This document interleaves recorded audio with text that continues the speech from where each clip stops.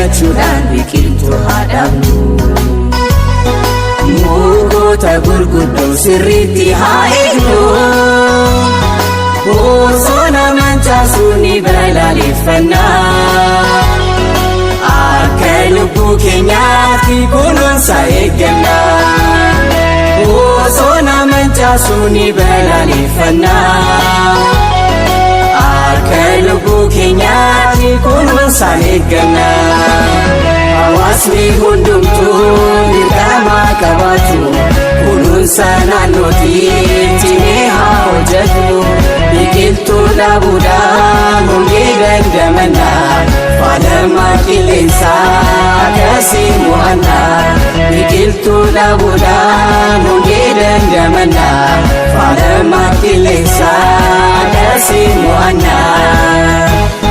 Badii akkasiitiin biyyoon yoo dhiqame.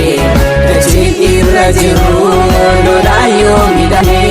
Jiraachuun dandeenyu balaansa hamaadha. Furtuun rakkoo kanaa kunuunsa